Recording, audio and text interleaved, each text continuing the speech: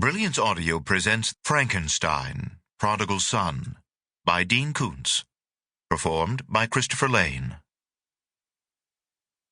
Deucalion seldom slept, but when he did, he dreamed. Every dream was a nightmare. None frightened him.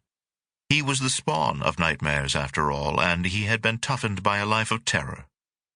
During the afternoon, napping in his simple cell, he dreamed that a surgeon opened his abdomen to insert a mysterious squirming mass. Awake but manacled to the surgical table, Deucalion could only endure the procedure. After he had been sewn shut, he felt something crawling inside his body cavity, as though curious, exploring. From behind his mask, the surgeon said, "A messenger approaches. Life changes with a letter." He woke from the dream and knew that it had been prophetic. He possessed no psychic power of a classic nature, but sometimes omens came in his sleep. In these mountains of Tibet, a fiery sunset conjured a mirage of molten gold from the glaciers and the snowfields. A serrated blade of Himalayan peaks with Everest at its hilt cut the sky.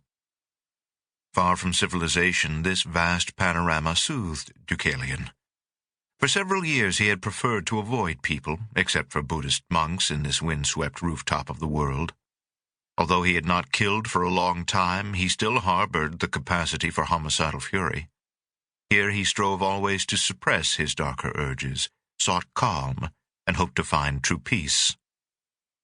From an open stone balcony of the whitewashed monastery, as he gazed at the sun-splashed ice pack, he considered, not for the first time, that these two elements, fire and ice, defined his life.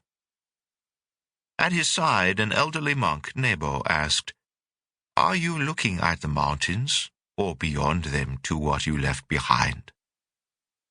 Although Deucalion had learned to speak several Tibetan dialects during his lengthy sojourn here, he and the old monk often spoke English, for it afforded them privacy. "I don't miss much of that world. The sea, the sound of shore birds, a few friends. Cheez-Its." "Cheeses? We have cheeses here." Deucalion smiled and pronounced the word more clearly than he'd done previously. Cheez-Its are cheddar-flavored crackers. Here in this monastery we seek enlightenment, meaning, purpose, God. Yet often the humblest things of daily life, the small pleasures, seem to define existence for me. I'm afraid I'm a shallow student, Nebo. Pulling his wool robe closer about himself as wintry breezes bit, Nebo said, "To the contrary, never have I had one less shallow than you.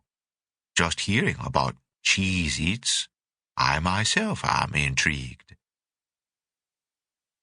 A voluminous wool robe covered Deucalion's scarred patchwork body, though even the harshest cold rarely bothered him. The mandala-shaped Rambuk monastery, an architectural wonder of brick walls, soaring towers, and graceful roofs, clung precariously to a barren mountainside, imposing, majestic, hidden from the world. Waterfalls of steps spilled down the sides of the square towers to the base of the main levels, granting access to interior courtyards.